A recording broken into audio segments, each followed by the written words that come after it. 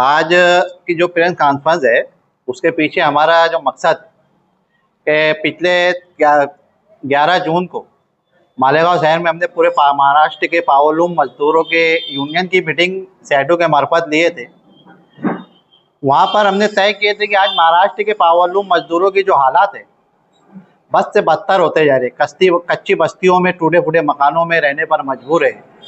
महंगाई का सामना वो अपनी पगार के दम पर नहीं कर पा रहे।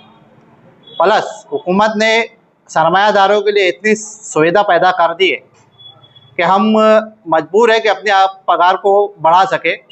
इसलिए उस मीटिंग में पावरलूम मजदूरों की जो मीटिंग पूरे महाराष्ट्र की हुई थी उसमें डॉक्टर DL कराड़ के नेतृत्व में उनकी लीडरशिप में ये तय हुआ कि महाराष्ट्र के पावरलूम मजदूरों की हालात अगर सुधारना है तो हमें कल्याणकारी मंडल बनाना होगा।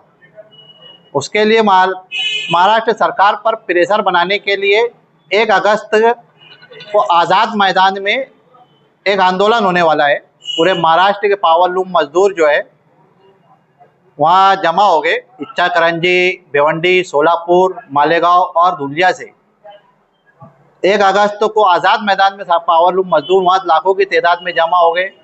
मालेगांव शहर से भी कई लोगों ने हमारे पास नाम लिखा है और जागरूकता लाने के लिए और मजदूरों को बेदार करने के लिए अपना हक अधिकार जानने और अपने अधिकार को हासिल करने के लिए क्या रणनीति अपनाना चाहिए, इस मकसद के तहत पावरलूम मजदूर को बेदार करने के लिए हमने आप लोगों को यहाँ बुलाया है कि आपके चैनल के माध्यम से हम पालिकाओं के पावरलूम मजदूरों को ये मैसेज देना चाहते हैं।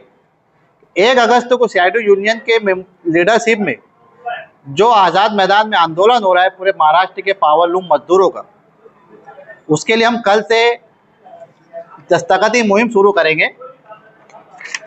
ये लेटर पर पावरलूम मजदूरों के सिग्नेचर लिएंगे जिसके अंदर ये लिखा हुआ है कि महाराष्ट्र के मुख्यमंत्री और कामगार मंत्री के नाम ये लेटर है और इसमें हमने मांगनी की है कि पावरलूम मजदूरों का कल्याणकारी मंडल बनाया जाए। ये वक्त की ज़रूरत है।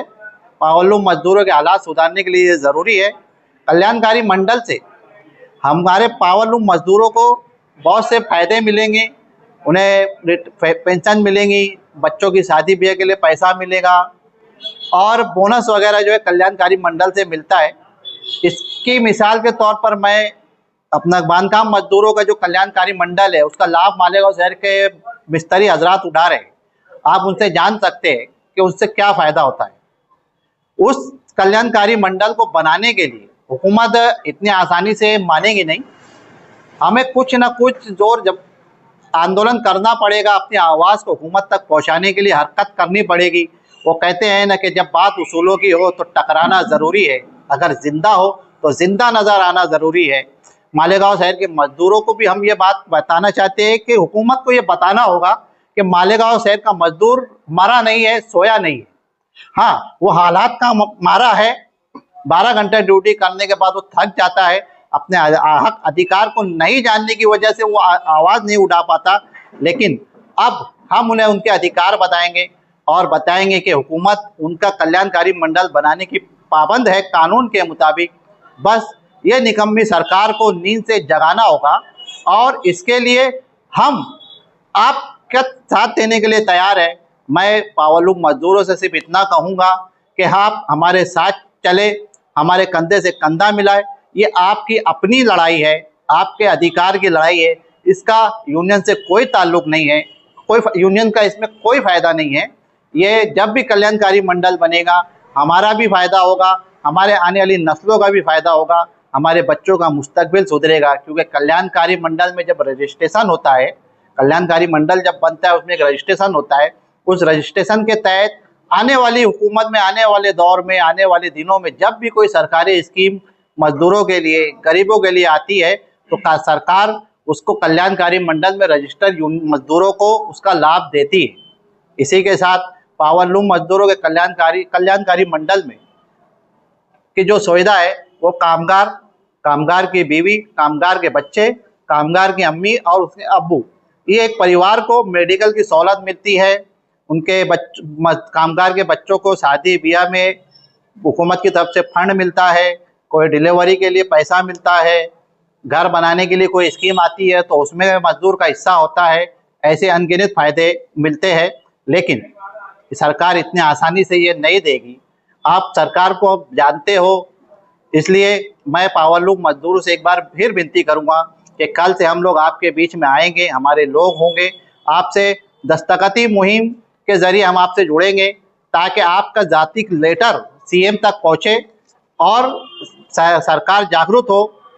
देखिए, ये जो मुद्दा है कि बीमार साइजिंग के धुएं से, वाकई में ये मैं मानूंगा कि वो जो आवाज़ उठी है वो सही है, और इसमें साइजिंग मालकान की गलती है कि वो दो पैसा बचाने और कानून की और हुकूमत की नज़रअंदाज को सीरियसली नहीं लेते और फिर बड़ी मुसीबतों में फंस जाते हैं।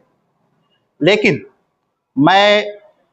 हम साइजिंग कामगारों को ये कहना चाहते कि वक्त से पहले अपनी तैयारी कर ले, क्योंकि पिछले टर्म में भी जब एक व्यक्ति ने, मैं नाम नहीं लूंगा लेकिन जानते हैं लोग कि साइजिंग के ऊपर मुद्दा आया था, तो उस व्यक्ति के करते 28 साइजिंगों को बंद करने का आदेश कलेक्टर की तरफ से, ग्रैंड ट्रिब्यूनल की तरफ से कलेक्टर को आया था।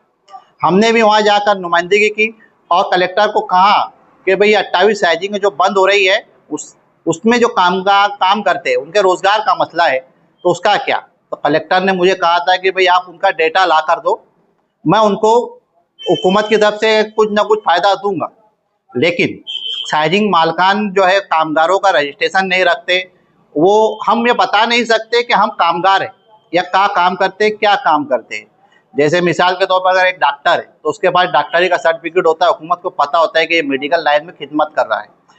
एक वकील है, उसके पास LLB की डिग्री होती है, हुकूमत से मंजूर शुदा, हुकूमत को पता होता है कि ये व्यक्ति जो है कानून में लोगों की मदद कर रहा है। लेकिन पावरलूम मजदूर क्या, उसका कोई डॉक्यूमेंट नहीं होता, उसकी वजह से वो लाभ नहीं मिला। तो मैं साइजिंग मजदूरों से स्पेशली कहना चाहता हूँ कि वक्त रहते आप यूनिट हो जाओ, एकजुट होकर।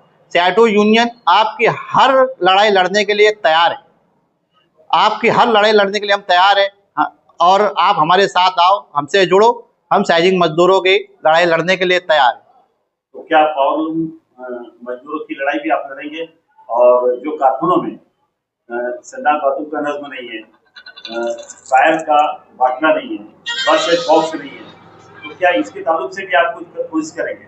बिल्कुल, अगर हमने यूनियन बनाया तो ये हमारा अधिकार है, हमारा फर्ज बनता है कि हम कामगारों को सहूलत पहुंचाने के लिए हर मुमकिन कोशिश करें। लेकिन हमको जो दिक्कत आती है वो ये आती है कि मजदूर हमारे साथ बुनियादी तौर पर नहीं जुड़ता। मैं ऊँट पे बैठकर बकरियां खाने वाला काम नहीं करूँगा कि हम ये करेंगे, हम वो करेंगे। हमको करने के लिए एक ताकत चाहिए। आज सरकार जो है लेटर से और इससे नहीं जागती, उनको यूनिटी में ताकत बताना पड़ती है, सरकार को हिलाना पड़ता है। इसकी एक मिसाल किसानों का आंदोलन है। तो आज हमारे साथ मजदूर नहीं है, मजदूर अगर हमारे साथ जुड़ता है बुनियादी तौर पर तो हम उसके अधिकार को दिलाने के लिए तैयार है। संडास बाथरूम का जो नज्म है ये हमारे शहर के सरमायादारों की बेईमानी है। एक मुसलमान होने के नाते, कानूनन तो जाने दीजिए, मुसलमान होने के नाते उनका सारे हक बनता कि हमारे यहाँ काम करने वाले हमारे मातहत को उसकी बुनियादी सहूलत दी जाए जिससे वो सहूलत हासिल कर सके। पिछले दिनों अल्ताफ मुजावर भी मजदूरों की बात को लेकर रुके थे, कुछ देखने में आया कि आपने उसे तंजीम से निकाल दिया, ऐसा क्या हुआ कि उसे तंजीम से निकाल दिया? देखिए, अल्ताफ मुजावर का जो मामला है वो एक अच्छे लीडर थे, उन्होंने एक अच्छे मुहिम चलाई और लोगों को जागरूक किया, लेकिन नज़रियात का कुछ इख्तिलाफ था। अल्ताफ मुजावर अक्सर डिमांड ये करते थे कि हमें सियासी पार्टी और सियासी लोगों से जुड़कर रहना चाहिए, और उसका मुजाहरा उन्होंने किया भी कि आज वो राष्ट्रवादी के स्टेज पर है, राष्ट्रवादी के प्लेटफॉर्म पे, और हमारी जो यूनियन है वो गैर सियासी तौर पर मुहिम चलाती है। हमारी अपनी कम्युनिस्ट पार्टी ही है, लेकिन वो भी हमारे मामले में इंटरफेयर नहीं करती, हम अपने तौर पे चलाते। और मैं मजदूरों को भी ये बात कहना चाहता हूँ कि अगर हम किसी प्लेटफॉर्म से, किसी व्यक्ति से, किसी सियासी पार्टी से जुड़ते हैं तो उसके नज़रियात के तहत हमको चलना होगा। आज अगर मैं किसी पार्टी से जुड़ता हूं तो कल मैं को मजदूरों से अपील करनी पड़ेगी कि आप इस पार्टी को वोट दो, जबकि मेरे पास आने वाले कामगार, मेरे सभासद अलग अलग पार्टी के नज़रियात को मानने वाले हो सकते हैं। तो हमारी जो यूनियन है वो सिर्फ मजदूर की मजदूरी देखती है, वो किस पार्टी से वो ताल्लुक़ रखता है वो नहीं देखती। तो हमारा और अल्ताफ मुजावर को का जो तलाब है वो सियासी नजरियात को लेकर है।